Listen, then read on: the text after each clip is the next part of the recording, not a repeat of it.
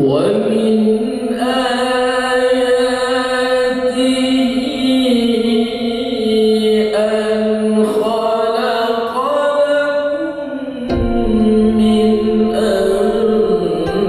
أنفسكم أزواجا.